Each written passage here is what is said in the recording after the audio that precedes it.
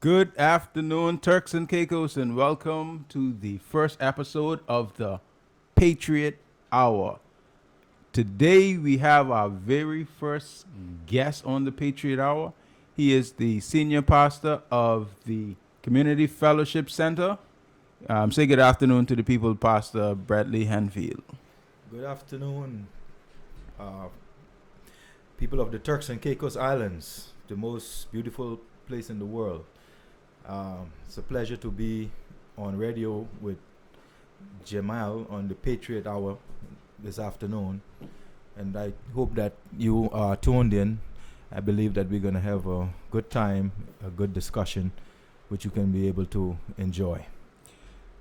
Okay, the topic of today is national development through leadership. That is national development through leadership. So the first question, Pastor, what is your perspective on national development in general and more specifically within the TCI?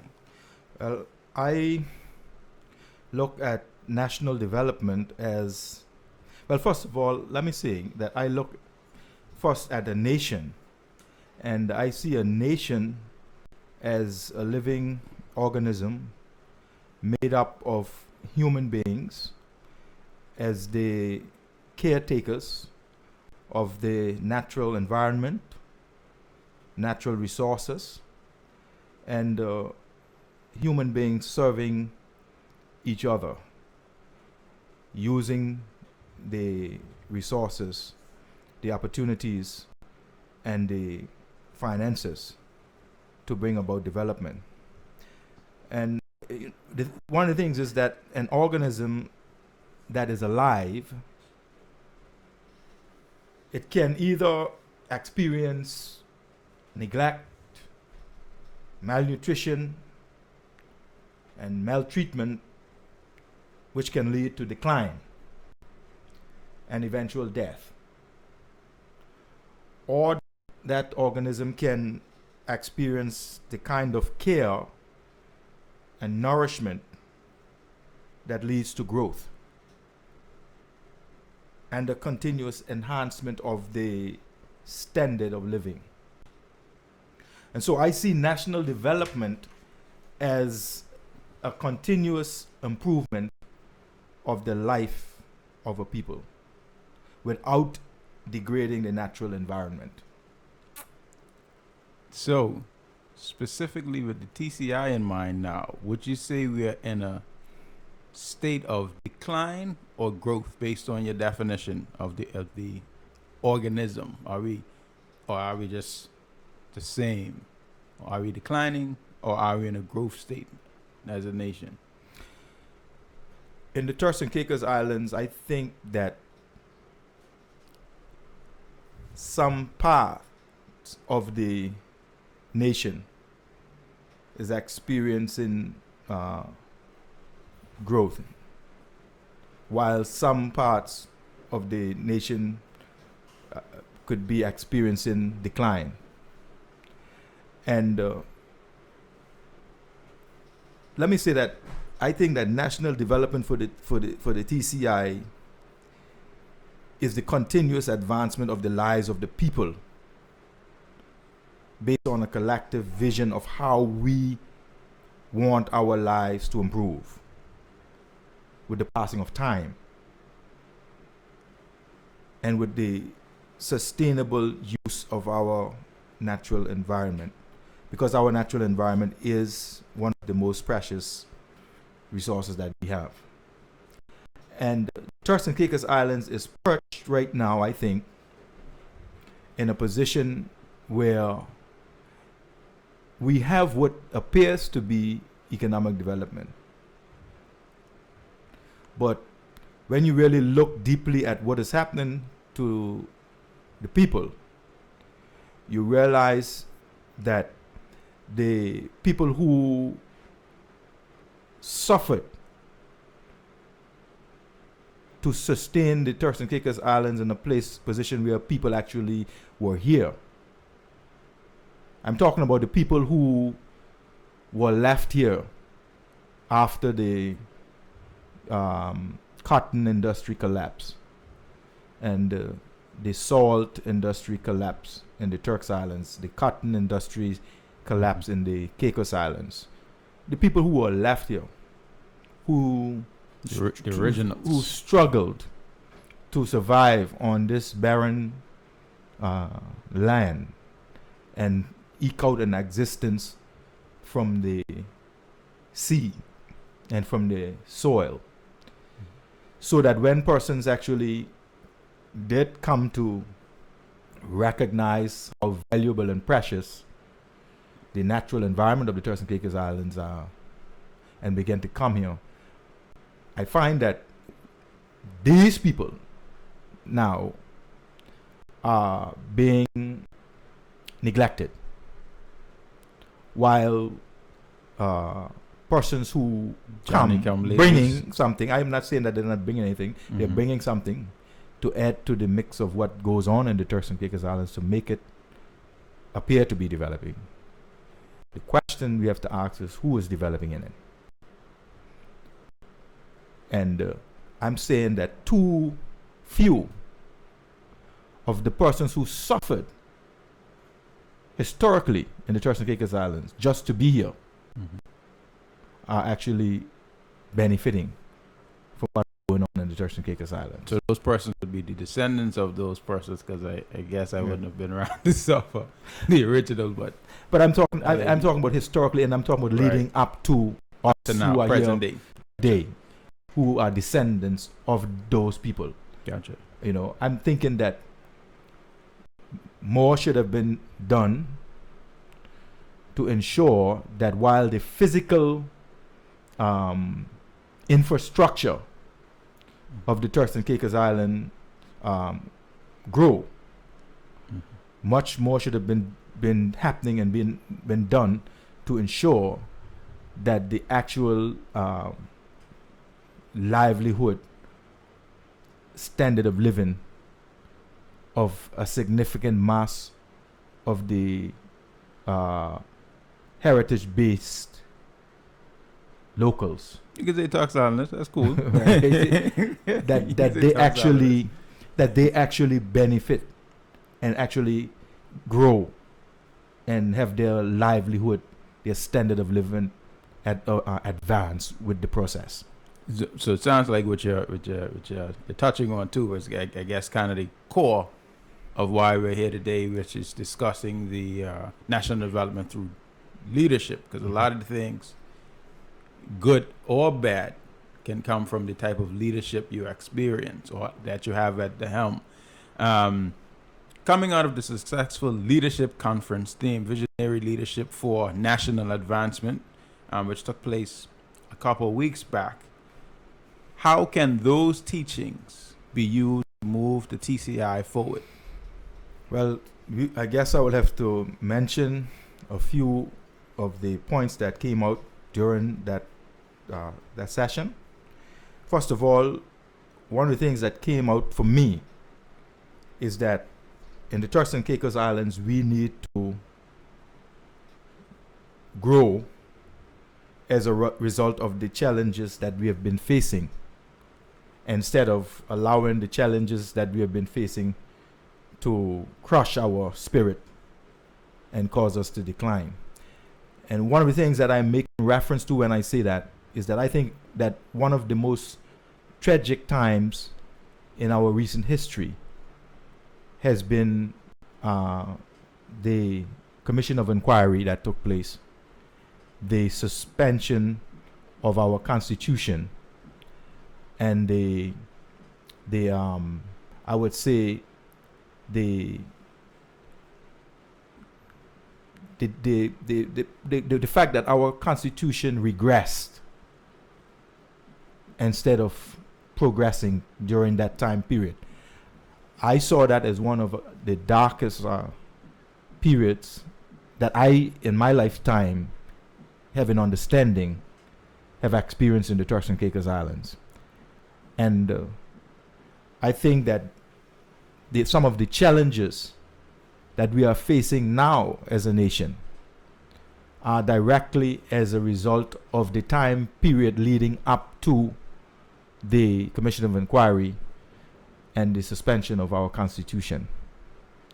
And I'm saying that coming out of the leadership conference that we just said, one of the things that I see is that we need to allow the difficulties that we are facing now as a result of what happened in the past to, help us to begin to grow as a result of it. It should challenge us to grow past that into a new era of a vision for the Turks and Caicos Islands that would cause our future to be brighter than what it is right now.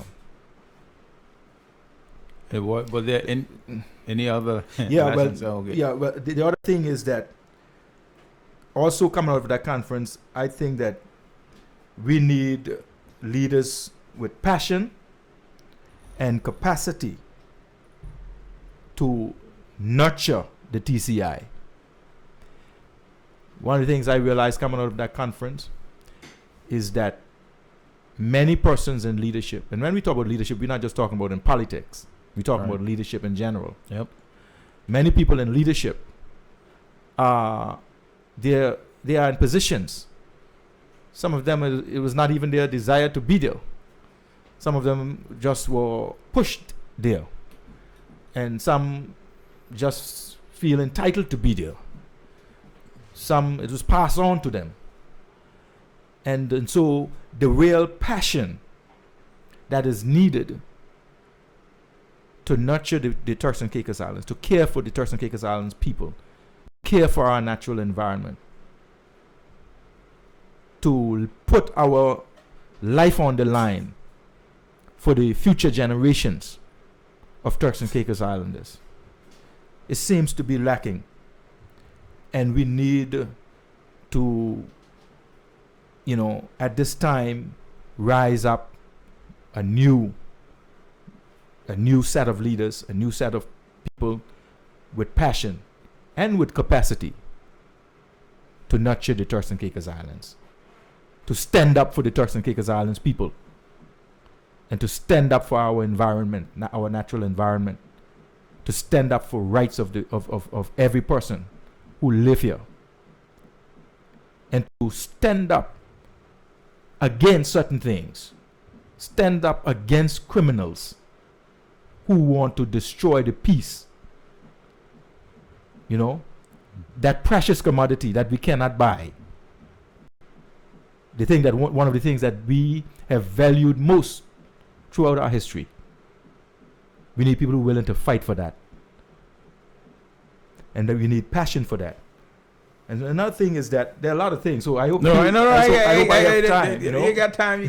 Okay. But to continue on the whole, I say stick a pin in that right there. I got the next question because I think the next question kind of encompass some of the things you're bringing out from the conference as well. Mm-hmm. And persons listening on the radio, you can call in on 1-900-222-8423. That's 1-900-222-8423.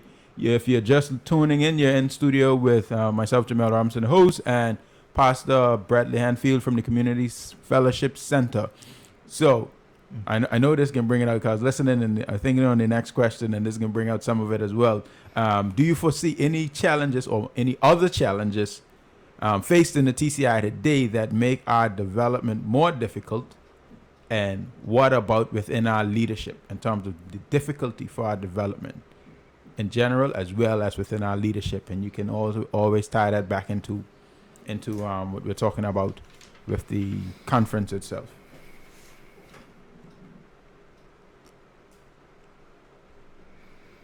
There's so many things that I had coming out of the conference that I wanted to share. But I see you pushing me ahead. Well, you always can continue on the conference. Then we can come back to that question. If it's a lot more, let's get some of that out. Yeah, that's fine. Let me talk faster so that I can get. we have an hour. Don't worry about it. Okay. Don't worry about it. Yeah. I was saying also that coming out of the conference, I see that vision is the fountain of leadership, and that we need visionary leaders in the Turks and Caicos Islands. We need visionary leaders to mentally create the TCI that will lead to the advancement of the people. We need leaders to see the nation in the future, what is it going to become, and to strategize to create the TCI that we see. We need to see what the TCI can become if we would just simply submit ourselves to a process that is designed by the people of the Turks and Caicos Islands. We need to find out who amongst us have the ability to see what the TCI can become using our human resources, our natural resources, and our financial resources. I think that is what leadership is all about. We need to be able to influence, to work through people to fulfill our vision. We need to be able to influence our people, to inspire our people, so that the leaders can work through our people to fulfill the vision for the Turks and Caicos Islands. I mean, national vision is the ability to see the seed of a people and what they can become. National vision is what a people of a nation, using their resources of the nation and the geography of a nation, can be, can do, and can have. And so we need to look for what is look for what is in our nation that is yet to come forth. So there's something dwelling in the people of the Turks and Caicos Islands that is yet to come forward. And that is only going to come forward from our people through visionary leaders, through leaders who could inspire our people, through leaders who are passionate about our people, passionate about our country, the environment, passionate about being the wind beneath the wings of our people, to lift our people up. Don't mind some people telling us that, oh, nobody could empower you. You could only empower yourself. These very same people who say those things like that, while they're telling you that, they have people in position in the Turks and Caicos Islands fighting to empower them.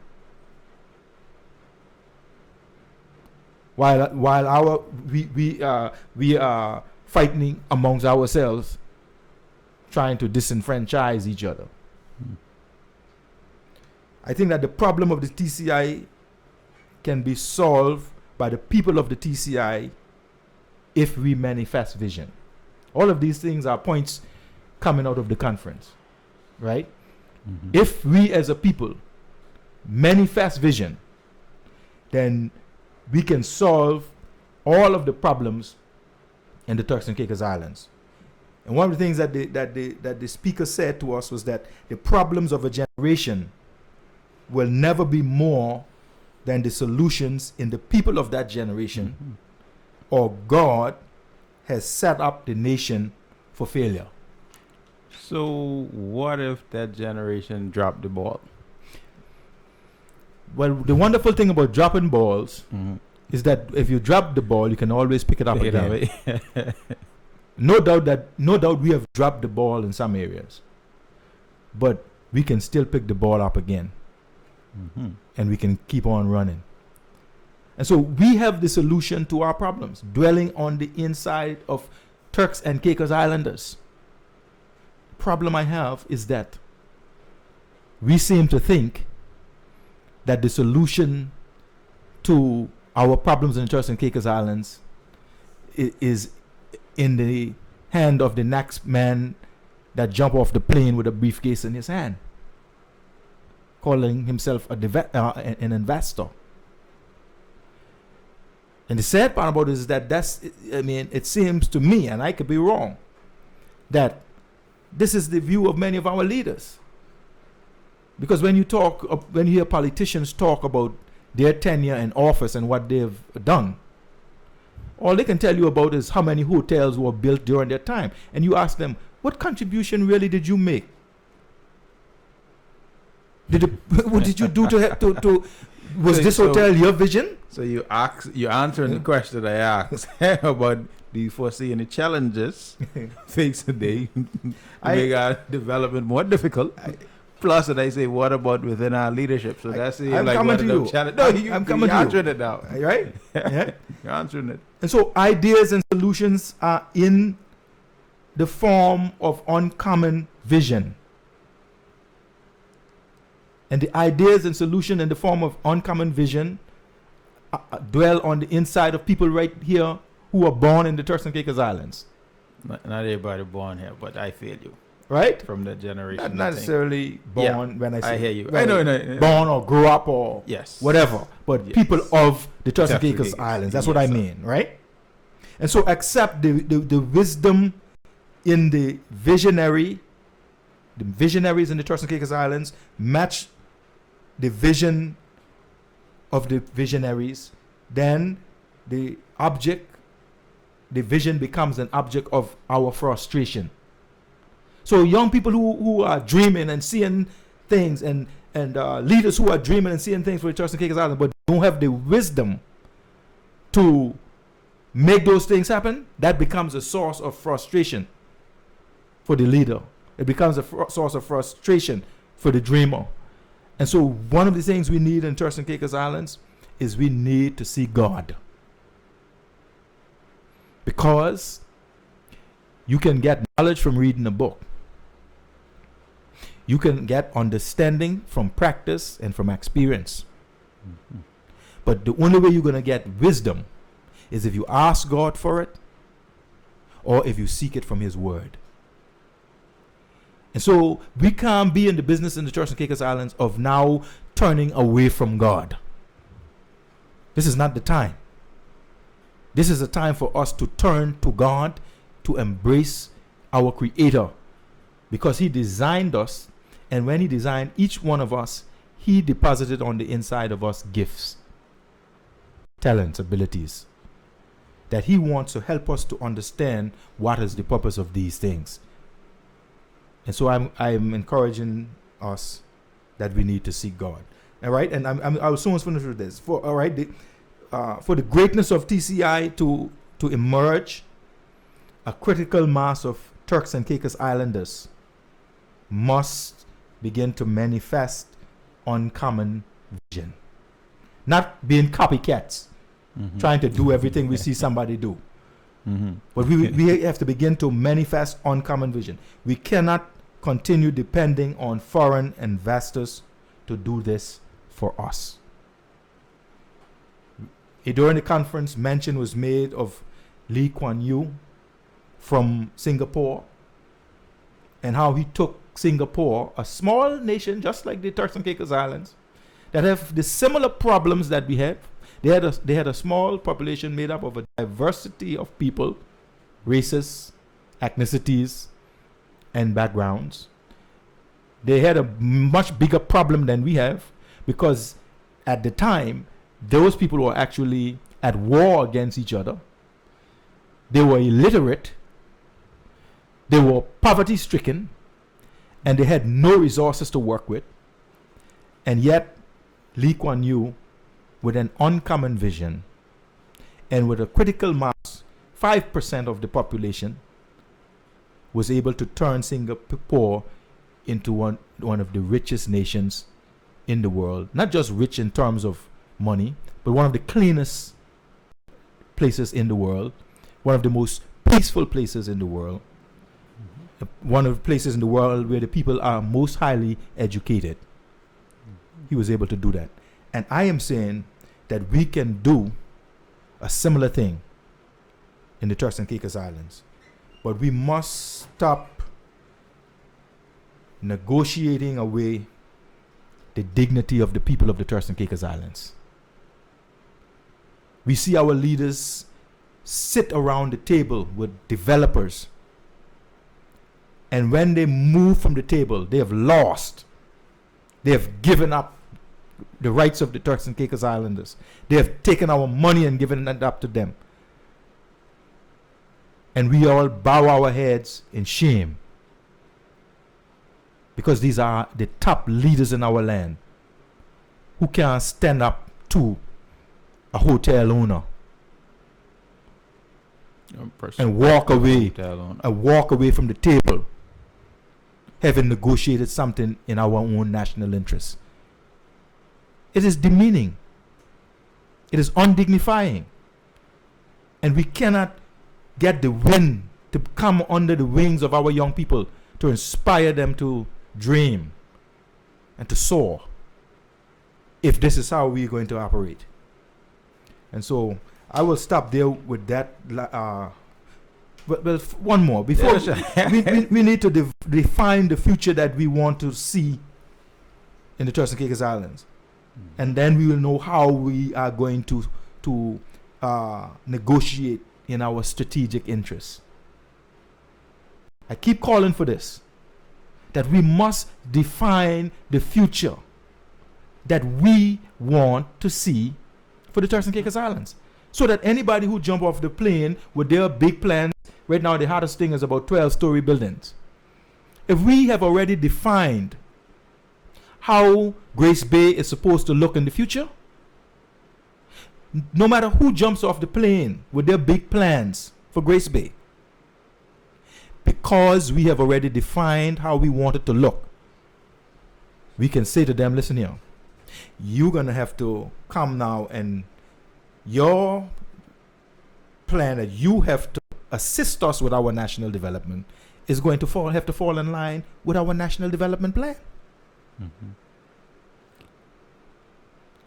Now, I can put you on the, you see, not tree of God will put you on the spot now. Now, we've had conversations before, and you've shared a unique vision about North Caicos that I would like you to share today, and how you would like to see North Caicos develop.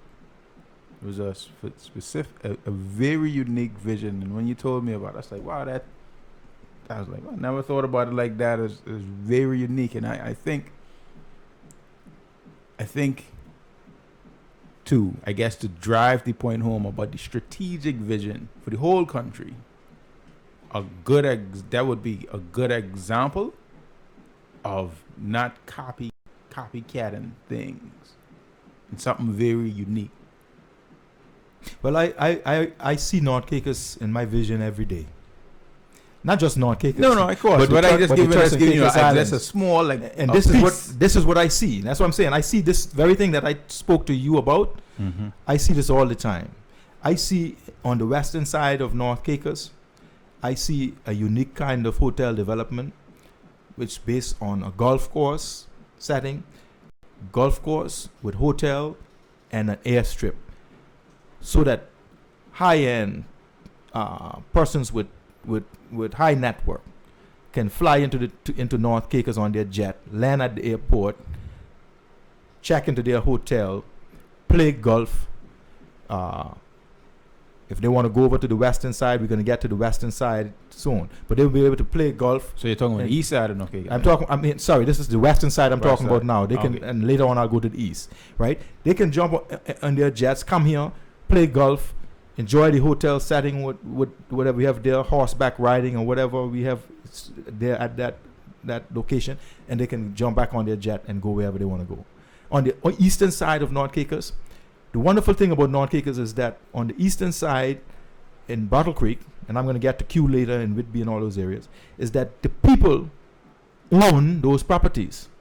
Their houses sit on the beautiful, scenic, the best land in North Caicos. Mm-hmm. And so I see the people with vision and assistance from the government turning their homes into resorts, cottage type tourism, where the people themselves are providing meals for their guests.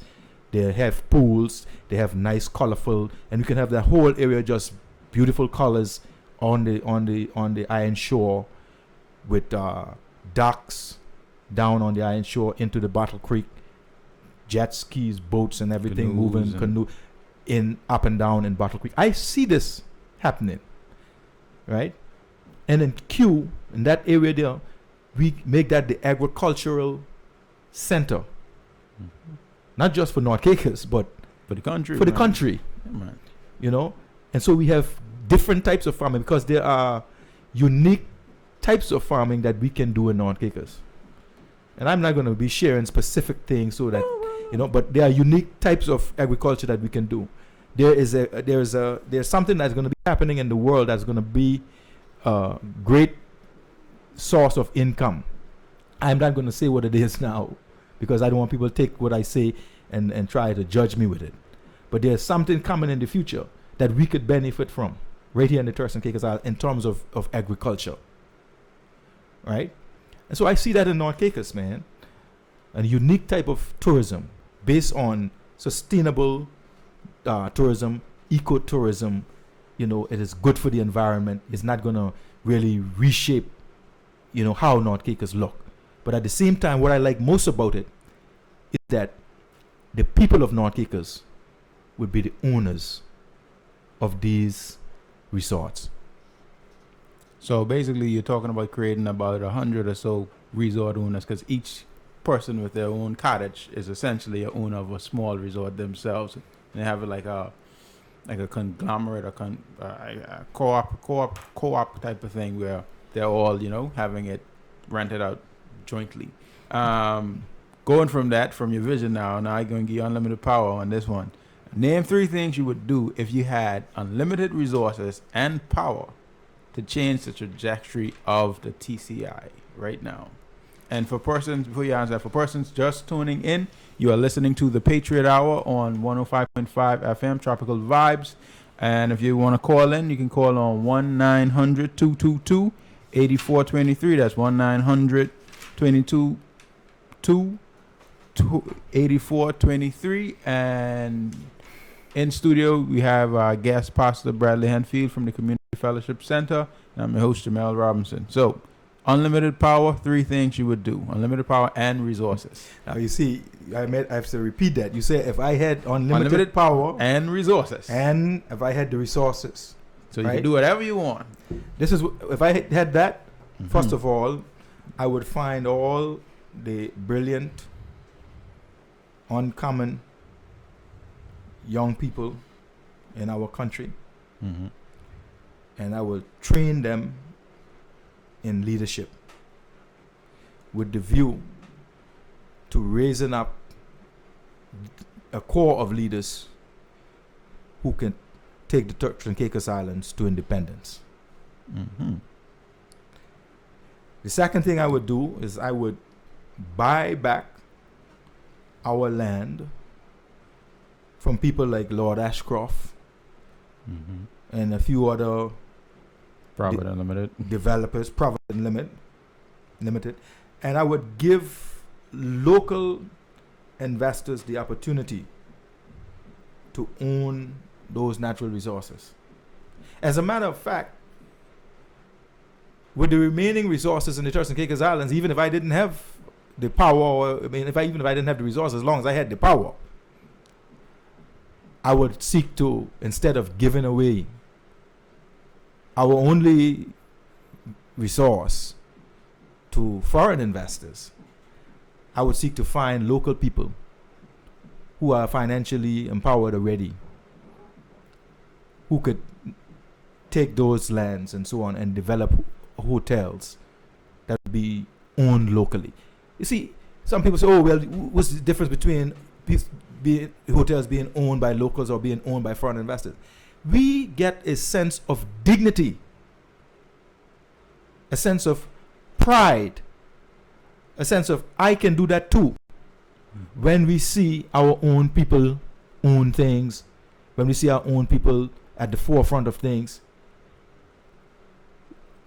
how do you think the children of those investors out on Grace Bay feel in comparison to some of us who our parents don't have ownership of anything. So I would like to see some of us owning stuff on Grace Bay and on the remaining beaches of the Turks and Caicos Islands. And if I had just the power to do it, I would be calling up fellas and saying, listen, man, what you want to do? The next thing I would do is I would break the contract with InterHealth Canada. Now you ask me if I had the money, the power, resources, right? Right, you covered. You could do whatever you want. I would break the contract with InterHealth Canada, and I would seek to build a hospital system in the Turks and Caicos Islands using the very money that we raise from our national health scheme. A system that would include the training of our own local doctors to fill positions in our own hospital, and to have eventually our own people running our hospital system like we had before. Not that we wanted to regress, but in the sense that we had our own people doing it before, we should have our own people doing it again. If we are not striving for that, then we are striving to cause our people to always suffer from low self-esteem, lack of confidence, and the inability to dream. So those are three things. There are a lot more that I would like to do. Well, you got the power. You could take a couple, one or two more if you want, since you got unlimited power. I know if you can get it again. Take advantage of it now, or speak it into existence while you got a shot. So if you want to add one more before I, hit you with another question, you can. Otherwise, you could take the opportunity you want to. Yeah, well, I mean, if I had the resources, one of the things that I would do is that I would add another prong to our education system. Okay. I would create a technical, vocational branch of the education system that caters strictly to training people in technical areas. I think that is something that is lacking from our education system right now. You need unlimited power for that. That wasn't doable right now. But anyway, let me move on. Some say that in 1976, the three main problems in the TCI were youth unemployment, lack of power for local government, and over-reliance on expatriate workers. 40 years later, it is said to be the same. Why is that, and how would you change it through leadership? So you're saying that now we're in the same spot 40 years later. Lack of youth employment is a problem. Lack of power for local government. We do have a regress constitution. And over-reliance on expatriate workers. That's three problems from 76. And that's three problems. And you say what 2016. No, I didn't say what caused it. I'm asking you why is that, and how can we change it through leadership? Well, I think in order for me to answer that, I have to talk about how we ended up there in 1976 and why we're still there now. I think in 1976, we were in a position where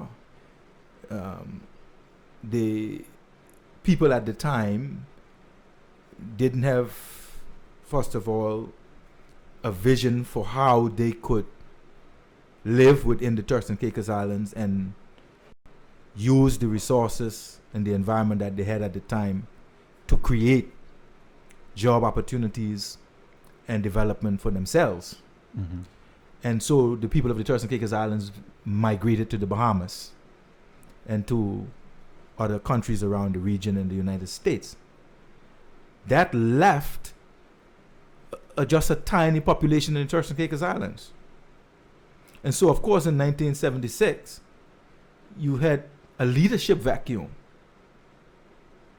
because the population was so small. You couldn't even find pastors to pastor churches in the Turks and Caicos Islands. And so you had pastors coming in from Jamaica and the Bahamas and all around. You had teachers coming in from everywhere. We have improved slightly, I think, in that regard since the development process started in Turks and Caicos Islands around the 80s. You mean the people? In terms of the people numbers? Yeah, the numbers now, because we have had people return home. Mm-hmm. But the thing is, we still essentially have basically about 10, 11,000 indigenous people. So while we continue to talk about expatriate labor, we have to recognize that we don't have the size population that to cater to the labor force that is needed to run the level of development that we have in the country now. Mm-hmm.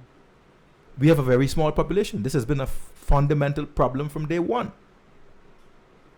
Right? Mm-hmm. So in terms of the dependence on expatriate labor, it is a matter of the fact that we just don't have the size population with the skills that are needed to fulfill all of the jobs that we have. Now, and mostly I would say in technical areas and skilled areas. What about management areas where I'm sure we have more than enough?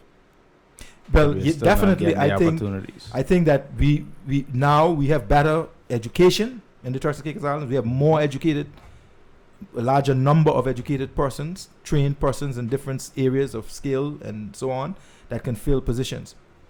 But still, the numbers are lacking. Right?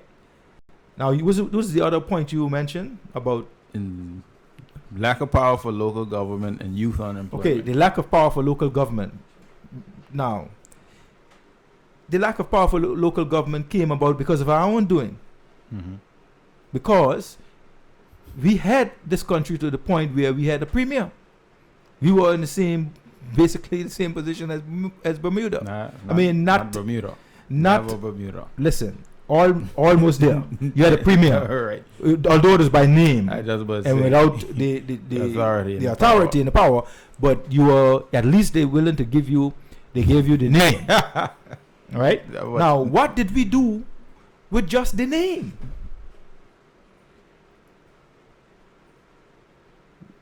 What did we do? We used the level of authority and autonomy that we were given to begin to sell out the Turks and Caicos Islands to one man. That's what happened. Mm-hmm.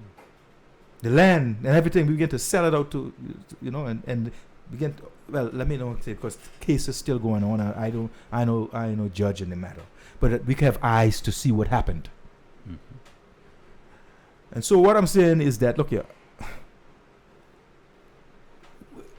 what I would do about this, the lack of power for local government, I would cast a 50-year vision for TCI, which would include leadership development, integrity development, fraternity development, and economic development. When you check that out, that's spelled LIFE.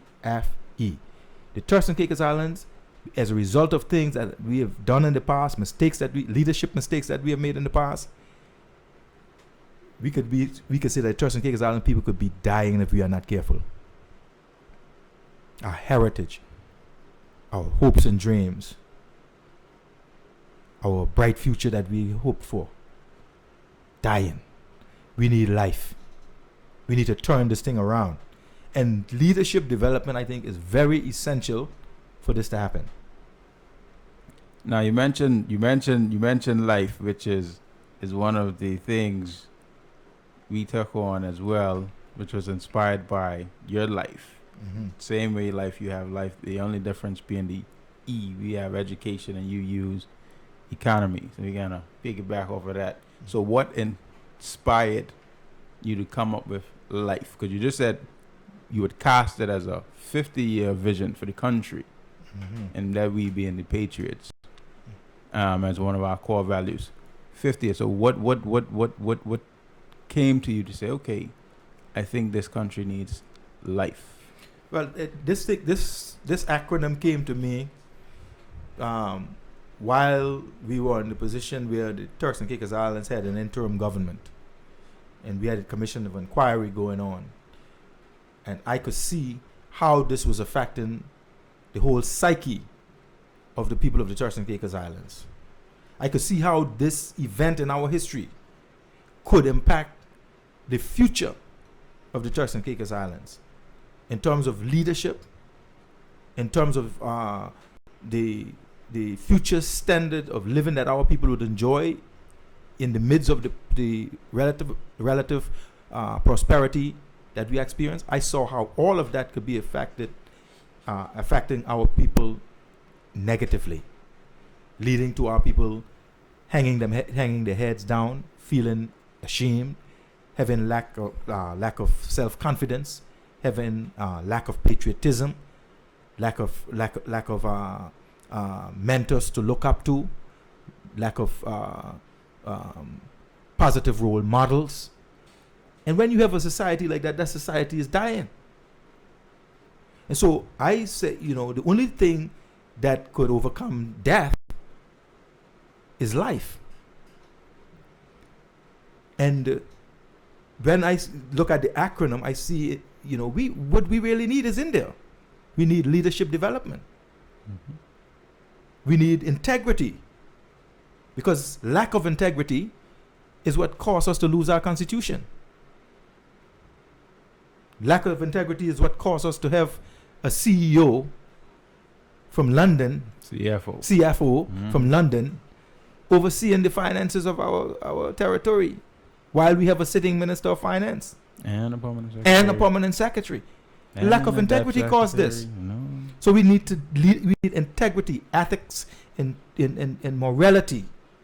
We need fraternity in the Turks and Caicos Islands. When I say fraternity, one of the problems that I see brewing in the Turks and Caicos Islands is, if we are not careful, the tensions that exist between the different ethnic groups, races in the Turks and Caicos Islands could reach a boiling point and spill over into violence. Some of the violence we have now? Not just this kind of violence, but worse kind of violence. Okay. Because there are things happening in this country, Jamell, that I personally have experienced, that if they continue to happen to our people, not everybody is going to respond the way that I respond. Our beaches, for example, out on the southwest shore of the island of Providenciales. When I go out there, the people who own those houses out on the beach, I literally had one of them tell me, this is his beach. And not just what they say, but the way they look at you. Like, what are you doing here? Mm-hmm. The way that people are taking their boundaries and extending them right out to the edge of the water, where they are not supposed to be, in Sapodilla Bay. Right?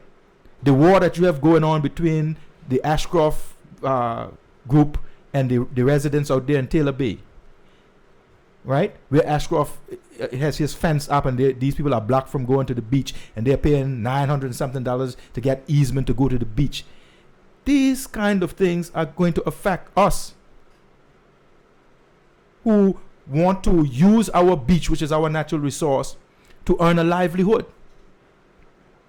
For example, I have a horseback riding business that I just started. And you should see how the people out in these areas try to deal with me, as if I am in the United States of America on their beach. Their beach is public too. In the U.S. Understand me? People asking me questions and in a condescending manner, as if I have no right to be here. And I have to politely say to some of them, listen here. If this beach belonged to anybody, it belonged to me, not you. But I can control myself to speak instead of lashing out violently. But not everybody is going to be able to do that.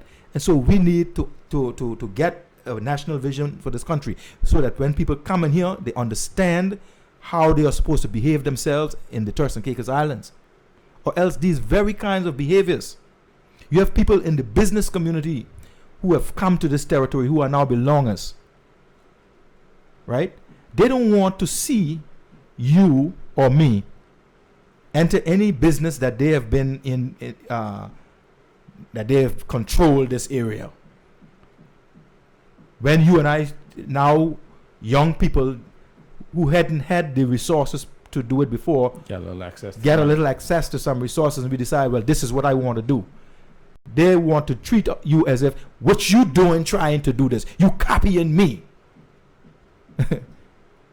You understand what I'm saying, Jamell? I get you, man. Like as if this is theirs that we're trying to break into. This kind of environment is going to cause problems in the future if we don't focus on the brotherhood of our people and understand that, you know, if we can exist in this place and all of us benefit from what this place has to offer and we live in peace, you have to understand that you ain't no better than me. If you want me to accept that I'm no better than you. You see? The next thing, our economy. We got this one-prong approach to economic development in the Turks and Caicos Islands. We are just depending on tourism. I mean, I know that what I'm saying is not anything new or unique. You have other people saying the same thing. That we cannot develop our nation just depending on tourism. We have to diversify the economy. And even the very tourism that we have to diversify it. Mm-hmm. Which would speak back to the vision for North Caicos. Right. Right.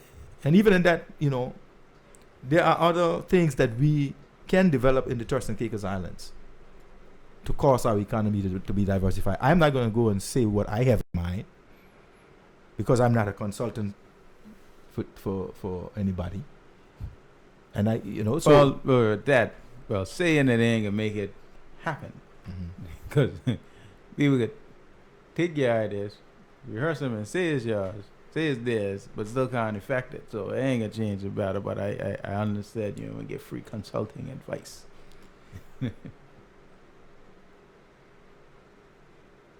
Speaking about the economy. Yeah, I was saying, you know, about the economy, we need to have at least 7 streams of income for the Turks and Caicos Islands. 7 is a good number. It's a holy number. And I think that we have enough here in the Turks and Caicos Islands in the terms of our land, our sea, our sky, our location, that we can get those 7 prongs. Don't forget the people. Well, of course, the people are going to be human resources. Yes. But there are some specific things that we can do because of our location. Mm-hmm. There are some specific things that we could do because of our location to Europe, to Africa, and to South America, to the United States. There are some things that we can do because of the ocean, the type of clean, pristine ocean that we have. There are some marine mariculture and things that we can do that can develop income for the Turks and Caicos Islands. Okay, we down to 2 more minutes. Well, that's a quick hour. So, do you have any final words in terms of how do we do or take national development through leadership, which is the topic of discussion for this first episode of the Patriot Hour? Well, I think that we need to take responsibility for what we need to, as Turks and Caicos Islanders, we need to take responsibility for our country. I need to take responsibility for what I can see and for what I can do and for what I can change. And with the help of God and other people, I need to make my input to the development of the Turks and Caicos Islands. And as a leader, I believe that it is my responsibility to help to shape the future of my country with the ideas that God gives me. the other thing is, we look at some of the things that we learned in the conference, and one of the things that struck me was when the facilitator talk about the different types of national culture, and he talked about the systematic poverty culture. He talked about a passive service culture, a crab culture, and he talked about corruption culture, dream culture, and extractive culture. Now, all of those were defined. And I sat there in the conference and I was thinking, boy, as he described systemic poverty culture, and he said that this is a culture where people don't have a philosophy of creating wealth and opportunity. This is a culture where their visionaries are suppressed, where the people only look about their survival for the next day, and everything that is valuable is owned by someone from another nation. As he said those words, I say, man, you trying to tell me that what we have in the Turks and Caicos Islands is a systemic or systematic poverty culture? Well, I was at the conference and he talked a couple more. It was more than that here. And then he talked about passive service culture. And he defined that as where people are educated to get a job, not to create something for themselves. Where the people are fuel for someone else's dreams. And where dreams die because people live from paycheck to paycheck. Doesn't that sound like us? Yeah, a passive service culture. And then he talked about crab culture. All right, wrap up with that one. Oh, Lord. Crab culture, yeah. Where envy at the success of others who look like us. No, end with dream culture. When you end on a positive note. All right, let's end with dream culture. Because this is where we're trying to go. We're trying to get to dream culture and Commonwealth culture, right? Dream culture says that if you have something of value to give, right? If you have something of value to give, you will get something in return. If you can produce, we want you here. If you can add value to the nation, we want you here. And that's where we should be trying to get. We need to shift the culture of the Turks and Caicos Islands towards that. And we need to shift it towards the Commonwealth culture where people earn wealth and use it to empower their families and their fellow citizens. We have to shift the national culture of the Turks and Caicos Islands. So with that, ladies and gentlemen, you have the end of the first episode of the Patriot Hour, brought to you by TCI Patriots on Tropical Vibes 105.5 FM, streaming live as well as on Tuned In. Our first guest was Pastor Bradley Handfield of the Community Fellowship Center, and I am your host, Jamell Robinson, and see you next week. We have a panel discussion continuing on national development.